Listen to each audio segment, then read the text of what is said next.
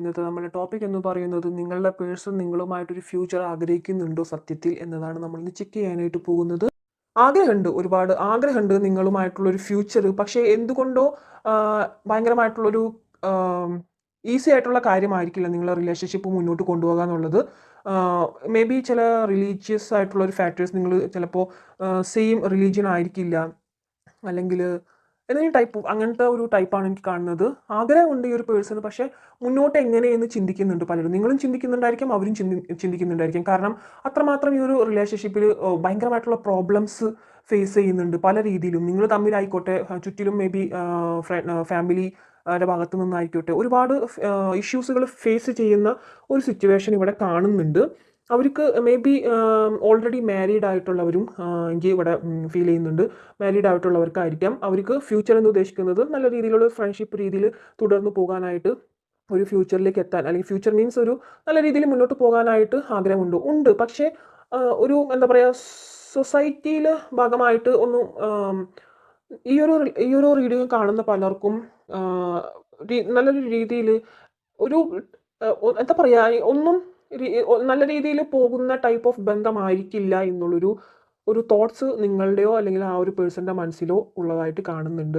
ഇത് മുന്നോട്ട് കൊണ്ടുപോയി കഴിഞ്ഞാൽ ഇത്തരത്തിലുള്ള പ്രശ്നങ്ങൾ ആഫ്റ്റർ മാരേജ് ആണ് ഫേസ് ചെയ്യേണ്ടി വരുന്നതെന്നുണ്ടെങ്കിൽ ഒരുപാട് ബുദ്ധിമുട്ടുകൾ ഉണ്ടാകും. അപ്പോൾ ഇത് ഇവിടെ വെച്ച് നിർത്തണോ വേണ്ടോ എന്നുള്ളൊരു ചിന്താഗതിയിലുള്ളവരും ഉണ്ട്.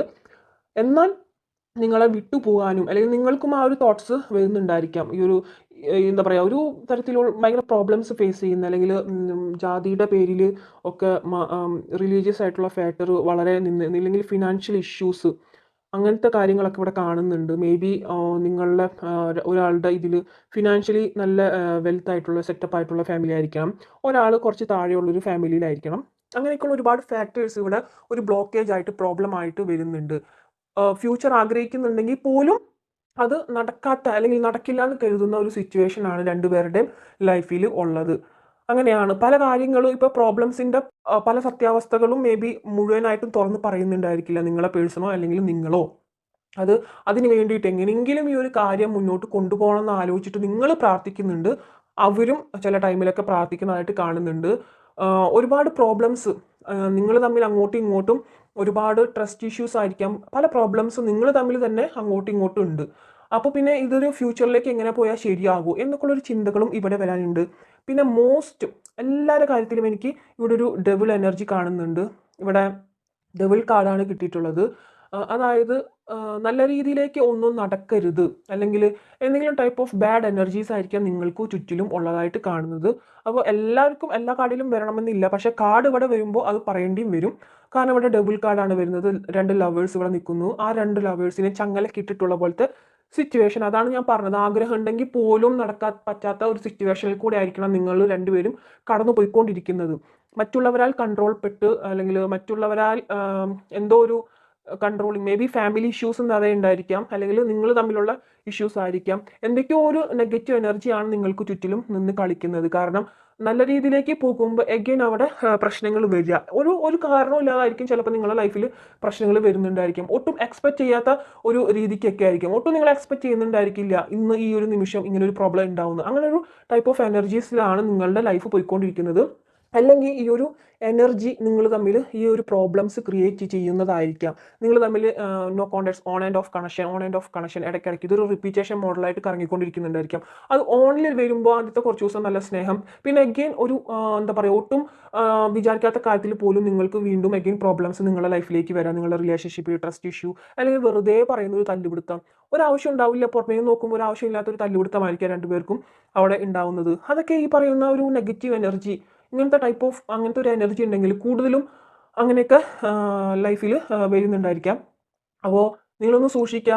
അല്ലെങ്കിൽ മേ ബി ഇത് ഒന്ന് എൻഡായി പോകാനൊരു ചാൻസ് അവിടെ കാണുന്നുണ്ട്. കാരണം ദ ഡെവിൾ എനർജി എന്ന് പറയുമ്പോൾ, ഒരു നെഗറ്റീവ് എനർജി എന്ന് പറയുമ്പോൾ, അതെപ്പോഴും അത് മോശമായിട്ടുള്ള സ്ഥിതിയിലേക്ക് കൊണ്ടെത്തിക്കുക എന്നതാണ്. നല്ല കാര്യത്തെ മോശമായിട്ടുള്ള സിറ്റുവേഷനിലേക്ക് എത്തിക്കുക എന്നതാണ്. അപ്പോൾ കുറച്ചൊന്നൊരു പ്രൊട്ടക്ഷൻ എടുക്കുന്നതോ അല്ലെങ്കിൽ പ്രെയർ ഒക്കെ നടത്തുന്നതൊക്കെ നന്നായിരിക്കും.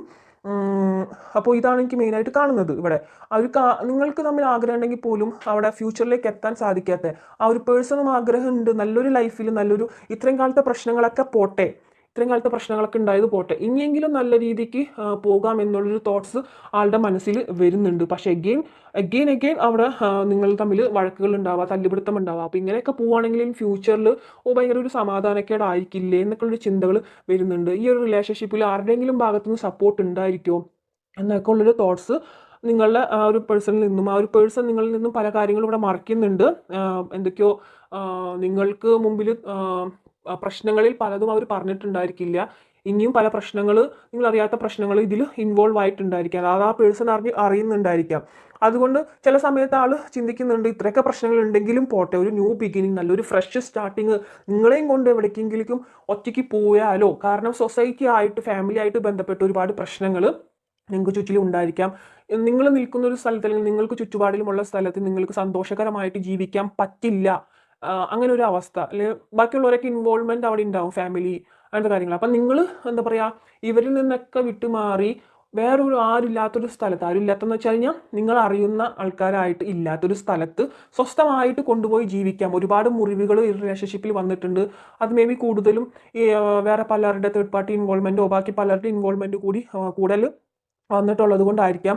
ഇതിൽ നിന്നൊക്കെ, ഇതൊക്കെ ആയിരിക്കണം നിങ്ങളുടെ ലൈഫിൽ പ്രശ്നമുള്ളത് കൊണ്ട് ഈ ഒരു വേദനകളിൽ നിന്നെല്ലാം രണ്ടുപേരും ഒറ്റയ്ക്കുള്ളൊരു ജീവിതം, സമാധാനപരമായിട്ടുള്ള ജീവിതം വേണമെന്ന് ആഗ്രഹിക്കുന്നുണ്ട്. ചില ടൈമിൽ നിങ്ങളെയും കൊണ്ട് എവിടേക്കെങ്കിലും പോയാലോ ജീവിക്കാനായിട്ട് എന്നിവരൊക്കെ ചിന്തിക്കുന്നുണ്ട് ഈ ഒരു പേഴ്സൺ.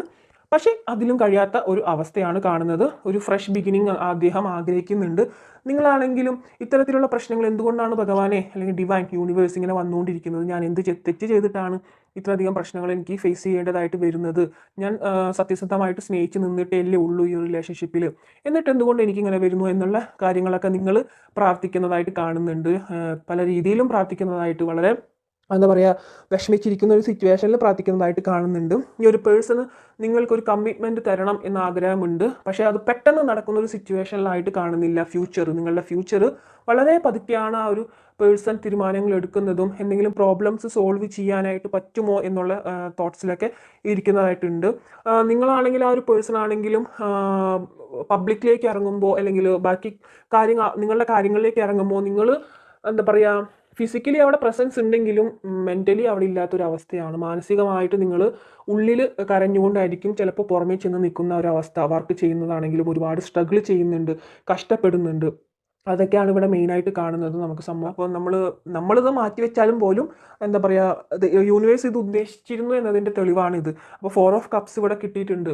അപ്പോൾ എന്തോ നിങ്ങളാണെങ്കിലും നിങ്ങളുടെ പേഴ്സൺ ആണെങ്കിലും ഇപ്പോൾ ഉള്ള സിറ്റുവേഷനിൽ ഒട്ടും ഓക്കെ ആയിട്ട് തോന്നുന്നില്ല.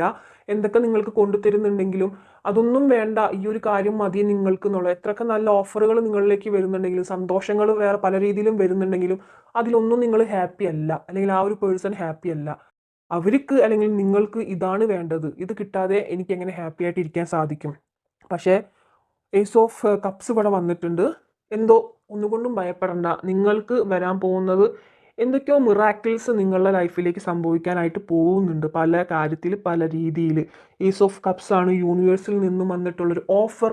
എന്തോ ടൈപ്പ് ഓഫ് ഓഫർ. ചിലപ്പോൾ രണ്ടുപേർക്കും ഒരുമിച്ചൊരു ജോലിയോ, ഇപ്പോൾ ജോലി ചെയ്തുകൊണ്ടിരിക്കുന്നവരാണെങ്കിൽ, ഒരുമിച്ച് ജോലി ചെയ്തുകൊണ്ടിരിക്കുന്നവരായിരിക്കാം കുറച്ച് പേര് ഇതിലുണ്ട്. അവർക്ക് മേ ബി ഒരുമിച്ച് സ്പെൻഡ് ചെയ്യാൻ പറ്റുന്ന ടൈപ്പ് ഓഫ് എന്തെങ്കിലും തരത്തിലുള്ളൊരു ജോലിയോ കാര്യങ്ങളോ ഒക്കെ ആയിട്ടാണ് ഇവിടെ വരാൻ പോകുന്നത്. നിങ്ങളുടെ ഫ്യൂച്ചർ നോക്കുമ്പോൾ എന്തോ നല്ലൊരു കാര്യം നിങ്ങൾക്ക് യൂണിവേഴ്സ് കൊണ്ടുതരുന്നുണ്ട്.